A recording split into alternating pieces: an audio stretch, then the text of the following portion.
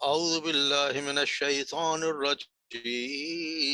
بسم الله الرحمن الرحيم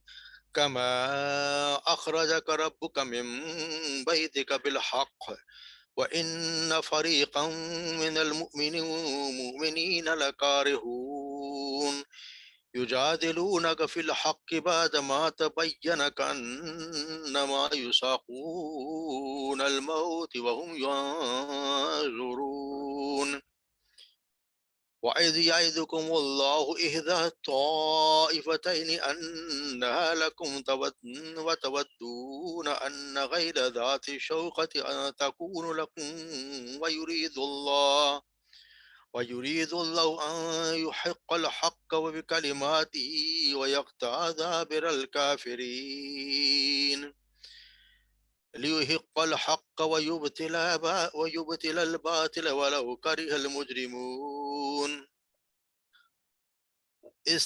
استستغيثون ربكم فاستجاب لكم أني ممدكم بألف من الملائكة مردفين وما جعل الله من الملائكة مردفين وما جعله الله إلا بشرى ولتطمئن به قلوبكم وما النصر إلا من عند الله إن الله عزيز حكيم صدق الله.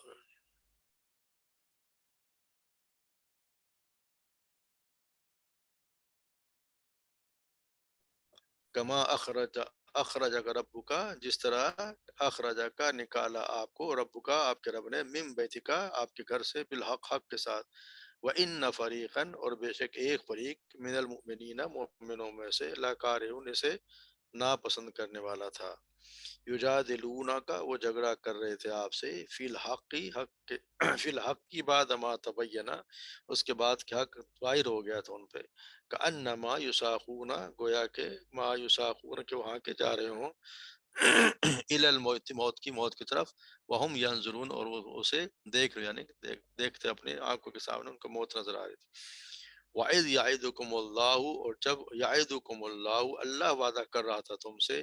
احدل طائفتین دو طائفوں میں دو گروہوں میں سے ایک کا انہا گویا کہ بے شک وہ لکم تمہارے لیے ہے وتودون ان اور تم یہ چاہتے تھے انا کہ بے شک کے غیر ذات الشوکتی یعنی بغیر کانٹوں والا یعنی تم چاہتے بغیر کانٹوں والے بغیر جو غیر مسلح تکون لکم ہو تمہارے لیے ویرید اللہ اور اللہ یہ چاہتا تھا ان کہ یحق الحق کہ حق حق ہو جائے وہ کلمات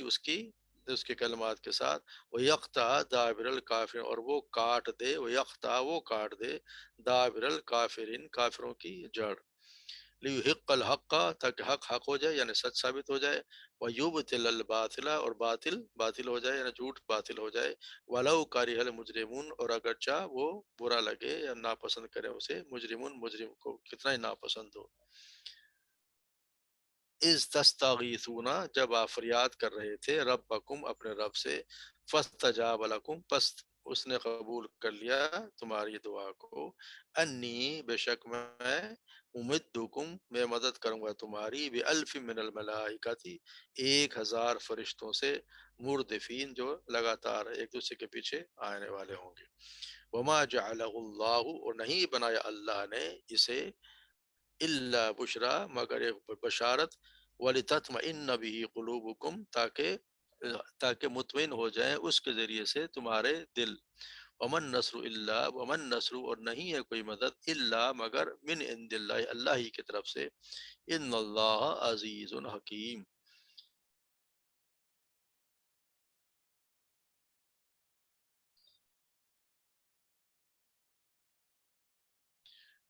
بے شک ان اللہ عزیز بے شک اللہ تبارک و تعالی غالب اور حکمت والا ہے جیسے ہم دیکھ رہے ہیں کہ ہم کل سے جس سورہ شروع کیے تھے اس میں جنگ بدر کا ذکر ہے وہ تو چل رہا ہے تو کس طرح پہلے جیسے ہم نے کل پڑھا کہ اللہ کے رسول نے مشورہ کیا کہ جب کہ دو گروہ ہیں ایک اصل میں تو اس وقت جب ایک گروہ آ رہا ہے اور وہ ابو سفیان کی سرکردگی میں ان کا تجارتی سامان لے کر، تو اس پہ پہلے تو یہ تھا اس کا مقابلہ کیا جائے، اس کو روکا جائے۔ پھر جب یہ خبریں آ گئیں تو یہ بھی ہو گیا کہ جو دونوں میں سے کس کے ساتھ جنگ کی جائے۔ کما اخرجا کا، تو اللہ تعالیٰ کما اخرجا کا رب کا من بیت کا بالحق۔ اور اب جب ہم نے دیکھا کہ جنگ میں پہلے سب سے پہلے کل ہم نے پڑھا کہ سب سے پہلے مال غنیمت کے بارے میں تقسیم کا جو حکم دیا گیا کہ کس طرح تقسیم ہونی ہے، تو وہ بھی اس میں بھی کچھ لوگوں کو وہ زیادہ کوئی اچھی بات نہیں لگی، اس میں بھی کچھ لوگوں کو شاید یہ بات پسند نہیں آئی۔ تو اس لیے کہا گیا ہے کہ کما اخرجک ربک من بیتک، جس طرح رب نے تمہارے اس وقت نکالا تمہارے گھروں سے، یعنی جس وقت تم لوگوں کے خطرے کا سامنا کرنے گھبرا رہے تھے، حالانکہ حق کا تم سے واضح ہو چکا تھا، حالانکہ حق کا مطالبہ اس وقت یہی تھا کہ خطرے کے منہ میں چلے جائیں، تو اس طرح آج انہیں جو مال غنیمت ہاتھ سے چھوڑنا اچھا نہیں لگ رہا، حالانکہ حق کا مطالبہ تو یہی کہ اسے چھوڑ دو اور اللہ کے حکم کا انتظار کریں۔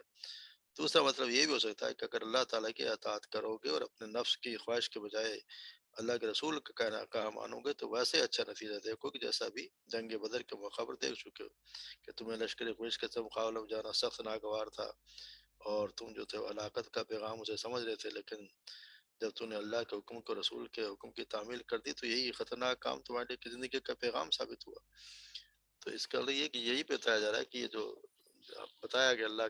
کے مال غنیمت اللہ کو رسول کے لیے ہے، تو یہ بھی حق ہی ہے، یہ بھی تمہارے لیے بہتر ہی اللہ کے یہ حکم ہے، تو اس میں جیسے وہ حق تھا تو یہ بھی حق ہی ہے۔ اور تم میں سے ان فریق من المؤمنین لکارہون، اس وقت جو فریق تھے ان میں سے مومنوں میں سے ایک فریق کو یہ بات اچھی نہیں لگ رہی تھی جب وہ جنگ کے لیے نکل رہے تھے۔ تو اصل میں کیونکہ ایک تو اس کے دو قسم کے لوگ تھے اس زمانے میں، ایک تو منافقین تھے جو کسی قسم کی آزمائش میں لڑنے کو تیار ہی نہیں تھے، وہ تو ہر قسم کے منصوبے اپنے منصوبے کے تحت کسی بھی مہم جو کی روایت کو بالکل اسی طرح چاہتے تھے کہ ابتدا میں اس کو ختم کر دیا جائے۔ تو ان کے دلائل تو بظاہر بھلے بھلے بڑے ہوں، جلائے جڑ کے جی جلائے جھگڑا اچھی بات نہیں، ہمیں تو اچھی بات اور اچھے اخلاق کی تعریف دینی چاہیے، اس طرح کی بات ہم کیا کرتے تھے۔ دوسری طرف کے کچھ لوگ جو بیچارے بھولے قسم کے مومن تھے، وہ اپنی خاص مزاج اور سادہ لوہی کی وجہ سے یہ بھی رعایت کرتے تھے قریش کی طرف سے ہم پہ کوئی حملہ ہوا نہیں ہے، تو ہم پہ پڑھ کے پہل کرنی چاہیے، ہم ذرا بھی کمزور ہیں، ہمیں اتنی طاقت نہیں ہے۔ تو اس کا دو ٹوک الفاظ میں واضح کر دیا کہ صلی اللہ علیہ وسلم کے بدر کو روانہ ہونا اللہ تعالیٰ کی تدبیر کا حصہ ہے، یہ اللہ تبارک و تعالیٰ کی تدبیر ہے جو تمہارے سمجھ میں نہیں آ رہی۔ تو یہ حکم دیا گیا کہ اس وقت بھی تمہیں یہ چیز ناپسند تھی، حالانکہ وہ تمہارے لیے بہتر تھی۔ ان کو ضروری نہیں ہوتی کہ جو چیز ناپسند ہو، ہم نے پڑھا نا کہ جو چیز ضروری نہیں کہ جو تمہارے پسند ہو وہ تمہارے لیے اچھی ہو سکتا ہے کہ کوئی چیز تمہیں ناپسند ہو مگر وہ تمہارے حق میں بہتر ہو۔ یہاں بھی وہی ہے، پھر یہ چلا گیا ہے کہ وہ یجادلونک بالحق بعد ما تبین لک انهم یسارعون فی الموت۔ پھر ایک بار یذکرکم اللہ عہد طائفتین، اور اللہ تبارک و تعالیٰ کا وعدہ تھا کہ تم میں سے دو گروہ، یعنی کہ دو گروہ، ایک ابو سفیان کا جو لشکر تھا جو لے کے آ رہا تھا مال ان کا کوئی 50,000 دینار کا مال، وہ ان کا تجارتی قافلہ آ رہا تھا وہ، اور دوسرا جو وہاں سے مکہ سے چل پڑا تھا ابو جہل کی قیادت میں لشکر جو بدر کی طرف آ رہا تھا، ان دونوں میں سے اللہ تبارک و تعالیٰ کا یہ وعدہ ہے کہ عید و طائفتین لکم، کہ تمہارے لیے دونوں میں سے ایک کا وعدہ ہے، ان لکم تودون غیر ذات، مگر تم جو تھے وہ پسند کرتے تھے ان غیر ذات شوقتی، یعنی غیر مسلح، جو یعنی کہ قافلے والا، اس کو تجارت کا پسند کیا، وہ زیادہ لوگوں کو اچھا لگتا تھا کہ کیونکہ اس میں یہ خطرہ تھا، کیونکہ اس میں تو جب اللہ تعالیٰ نے ضمانت دے دی تو اس میں یہ تھا کہ جو غیر مسلح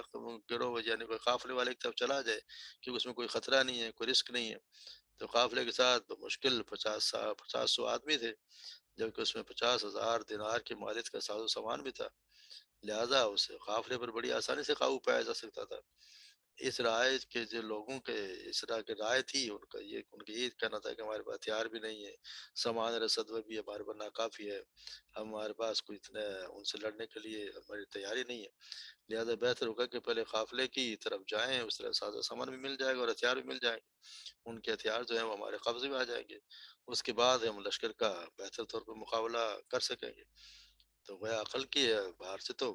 یہ رائے اچھی تھی، مگر اللہ تبارک و تعالیٰ کو تو کوئی اور ہی کچھ اور ہی منظور تھا، کیونکہ اللہ تبارک و تعالیٰ کا تمہارا تو ارادہ تھا، مگر اللہ تعالیٰ کا یہ ارادہ تھا کہ ان اللہ یحق الحق بکلماتہ، کہ اللہ تبارک و تعالیٰ کا تو یہ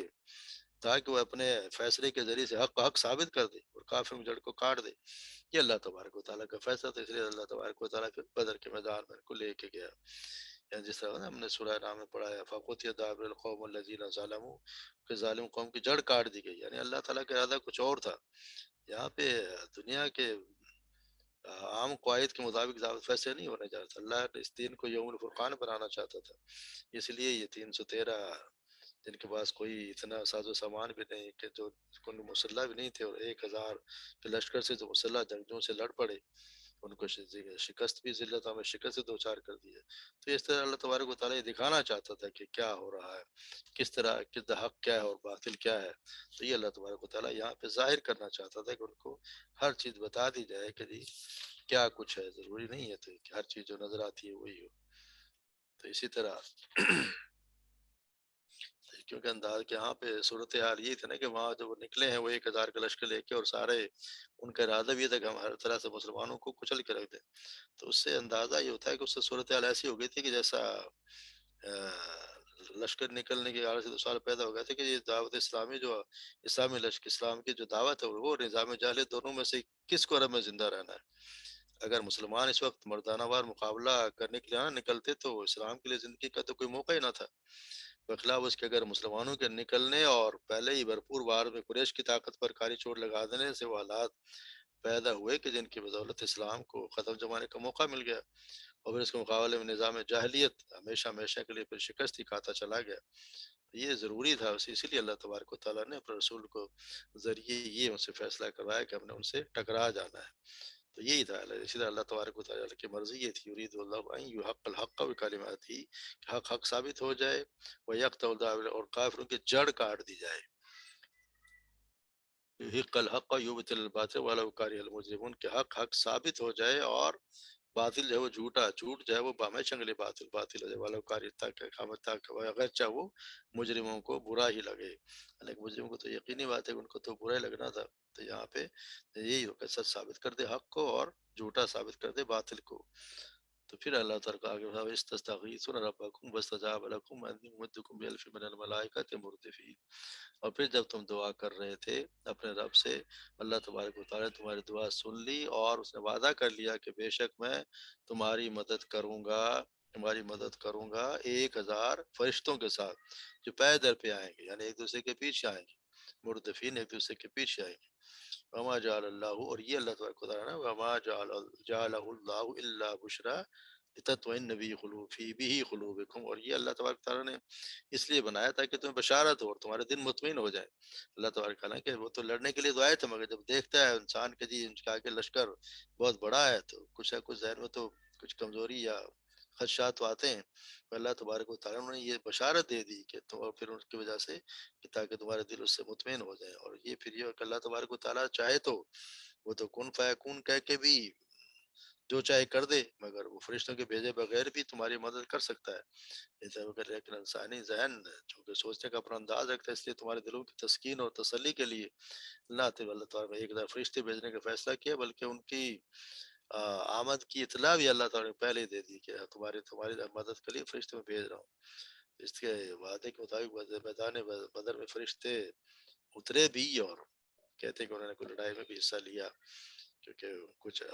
واقعات ایسے آتے ہیں جسے پتہ چلتا ہے کہ ایک مسلمان دوڑ کے ان کے پیچھے جا رہا تھا، مگر اس کے مارنے سے پہلے اس کی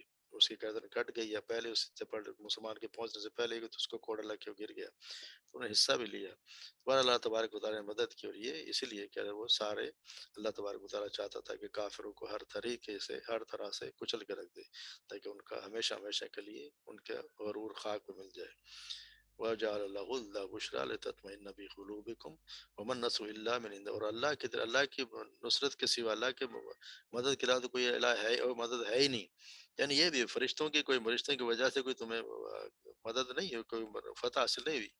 تو نصرت تو اللہ کی ہے، مدد اللہ ہی کے لیے، اور جو اللہ کی توکل کرے گا، اللہ پر مدد چاہے گا، اللہ تبارک و تعالیٰ پھر اس کی ضرور مدد کرتا ہے۔ ان اللہ عزیز الحکیم، کیونکہ بے شک اللہ تعالیٰ غالب ہے، حکمت والا ہے، وہ چاہتا ہے جو چاہے وہی اس کے غالب، سب پہ وہی ہے، عزیز عز کا نا بہت غالب۔ تو اللہ تبارک و تعالیٰ ہی حکیم بھی اور غالب بھی، اور وہی مدد کرنے والا ہے۔ اس اللہ پہ جو لوگ توکل کرتے ہیں اسی کے بھروسے پہ اسی کے حکم کو نافذ کرنے کے لیے اس کے لیے جان لڑا دیتے ہیں. اللہ تبارک و تعالیٰ ان کی یقیناً مدد کرتا ہے جس طرح وہ چاہے. وما علینا الا البلاغ. جی آج کا کوئی سوال ہو تو چھوٹے چھوٹے ہی پڑھیں گے تاکہ کچھ اچھی طرح سمجھ میں آ جائے.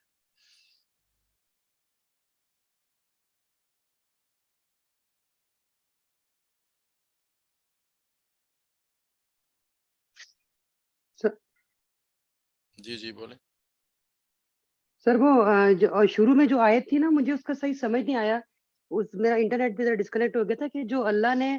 آپ کو نکالا گھر سے حق کے ساتھ، یہ بات مجھے سمجھ نہیں آئی کہ یہ آپ صلی اللہ علیہ وسلم کے بارے میں بات ہو رہی ہے. ہاں ہاں انہیں کہہ رہے ہیں نا. کاف جی کاف کا. جی بات تھوڑی سلو ہو رہی. جی جی بتا. کما اخرج کا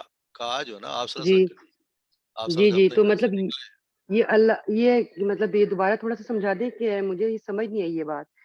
اللہ نے نکالا آپ کو گھر سے. جی جی جنگ کے لیے نکلے نا. جب جنگ کے لیے آپ صلی اللہ علیہ وسلم تیار ہو کے نکل آئے اپنے گھر سے نکل آئے اچ- جنگ کے لیے. جب صحابہ اچھا کرام سے فیصلہ ہو گیا کہ جنگ کے لیے جانا ہے تو یہ حق کے ساتھ ہی نکلے. ان اچھا حق تھا نا. وہ صحیح. حق جب واضح ہو گیا کہ حق اور ہم نے ان سے کافروں سے لڑنا ہے تو آپ صلی اللہ علیہ وسلم جب اپنے گھر سے نکلے ہیں تو یہی بتایا گیا کہ وہ بھی حق تھا. جب کیونکہ کچھ لوگوں نے اس وقت بھی کچھ لوگوں کو یہ بات پسند نہیں آئی تھی. اور یہ بات بھی جو مال غنیمت والے بھی شاید کچھ لوگوں کو پسند نہیں آئی. اس وجہ سے کہا کہ جس طرح اللہ تبارک و تعالیٰ نے اس وقت جب گھر سے آپ صلی اللہ علیہ وسلم کو نکالا تھا وہ بھی حق تھا. یعنی وہ حق کے لیے نکلے. تو آج یہ بھی حق جی ہی ہے جو اللہ تبارک و تعالیٰ کا فیصلہ ہے.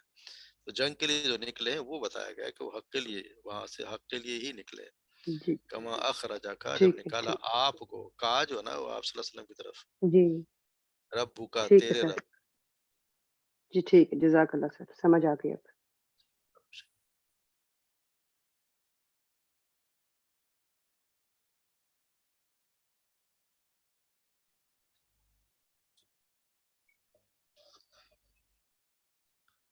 جی حدیث پڑھ لیتے ہیں. ان سلمت بن القو ان رجلا اکل عند رسول اللہ. ایک شخص نے سیدنا سلمہ بن عقو بیان کرتے ہیں ایک شخص نے اللہ کے وسلم موجودگی میں ان رجلا اکلا اس نے کھایا عند رسول اللہ کے رسول کی موجودگی میں بشمالی بائیں ہاتھ سے. آپ صلی اللہ علیہ وسلم نے فرمایا قال آپ نے فرمایا کل بھی یمینک اپنے دائیں ہاتھ سے کھائے. یعنی آپ کے ایک شخص نے ان کے موجودگی میں بائیں ہاتھ سے کہا تھا. آپ نے فرمایا کہ دائیں ہاتھ سے کھاؤ. یعنی حکم ہے کہ دائیں ہاتھ سے ہر اچھا کام دائیں ہاتھ سے کیا جائے اور دائیں ہاتھ سے ہی کھانے کا حکم ہے. کیونکہ جو بائیں ہاتھ سے کھانے میں جو بات نہیں ہے جو آپ صلی اللہ علیہ وسلم نے فرما دی ہے کہ دائیں ہاتھ سے کھاؤ تو اس میں برکت ہے. دائیں ہاتھ سے ہی کھانا چاہیے. اور جو نہ کھائے جو جان کے کہ مجبوری کیونکہ ایک شخص نے یہ بھی آتا ہے کہ ایک شخص نے بائیں ہاتھ سے بائیں ہاتھ سے آپ صلی اللہ علیہ وسلم کی موجودگی میں کھا رہا تھا. آپ صلی اللہ علیہ وسلم کو منع بھی کیا کہ بائیں ہاتھ سے. تو اس نے کہا جی میرے طاقت نہیں ہے اس ہاتھ میں کہ وہ ہمیشہ جھوٹ کہا. تو آپ سمجھیے کہا کہ اللہ کرے تیری طاقت نہ ہی ہو تو ہمیشہ اس کو دایاں ہاتھ اٹھا ہی نہیں. اس کا دایاں ہاتھ منہ کی طرف گیا ہی نہیں. پھر وہ ہمیشہ بائیں ہاتھ سے ہی کھاتا رہا. تو آپ کو جو اللہ کے رسول کیا نہیں کہ جب رسول کی کوئی بات آ جائے تو اس کی جان بوجھ کے نافرمانی یا اس کو آزمانے کی کوشش نہیں کرنی چاہیے. تو جو آپ سے فرمانا ہے کہ دائیں ہاتھ سے کھاؤ. دوسرے ان ابی موسیٰ رضی اللہ تعالیٰ قال قال رسول اللہ اشفعوا تؤجروا. یعنی کہ تم سفارش کرو تو اجر پاؤ گے. سفارش کرو تو تم اجر پاؤ گے. مطلب ہے کہ کسی آدمی کی جائز کام میں کوئی کام کروا دے. یہ نہیں کہ کوئی ناجائز سفارش کے یعنی کہ مقابلے کا امتحان اور اس میں بہت سے لوگ بیٹھے اور ایک جو لڑکا یا جو کوئی بھی اس کو اس معیار پہ پورا نہیں اترتا آپ اس کی سفارش کریں اس کا اجر نہیں ہے. وہ تو آپ نے کسی کا حق مارا اس کا کوئی اجر نہیں ہے. مگر ایک بات جو کسی کا اس طرح سے کسی کا کام پھنسا اور جائز کام اور وہ اس کی اگر آپ کو کوئی جاننے والا اور آپ جا کے اس کا کوئی کام کرا دیں تو آپ نے سفارش کر دی اس کی. تو یہ بھی یعنی کہ اس کی سفارش ہے. ویسے بھی آپ صلی اللہ علیہ وسلم کے پاس کوئی شخص آتا تھا اور آپ سے کچھ چیز کی فرمائش آپ صلی اللہ علیہ وسلم صحابہ کرام کہتے تھے کہ اس کی سفارش کرو تمہیں اس کا اجر ملے گا. یعنی حالانکہ آپ دینے تو چیز اللہ صلی اللہ علیہ وسلم نہیں اس کی تھی لیکن وہ صحابہ کرام سے بھی کہہ دیتے کہ سفارش کرو تمہیں اس کا اجر ملے گا. تو ایک کسی کا جائز کام کرا دینے میں یا کسی کی سفارش کرنے میں کسی کو اچھی بات بتا دینے میں تو اس کو آپ کو اس کا اجر ضرور ملے گا. اس کا یہ بھی کہ اگر آپ نے کسی کو راستہ بھی بتا دیا تو اس کا بھی آپ کو اجر ملے گا. یا کسی کا کام بیچارے کا پھنسا ہوا ہے، اگر آپ کروا سکتے ہیں تو کروا دیا کریں اس سے، اس کو آپ کو ضرور اجر ملے گا. کسی کے جائز کام میں سفارش کرنا، ناجائز میں نہیں. جس کا حق نہ ہو اس کو اگر آپ دلائیں گے تو آپ نے کسی کا حق مارا ہے، تو اس کو تو بلکہ الٹا عذاب ہی ملنا اس کے، کیونکہ حق کسی اور کا تھا اور کسی اور کا آپ نے دلا دیا صرف اپنے اثر و رسوخ کی وجہ سے. تو اس کا تو پھر اس کا تو اللہ تبارک و تعالیٰ رحم کرے وبال ہی ہو سکتا ہے. تو اس میں جائز کام ہے کسی کی سفارش کرنے کی. آپ صلی اللہ علیہ وسلم نے ہمیں کہا ہے کہ سفارش کرو تو اجر پاؤ گے.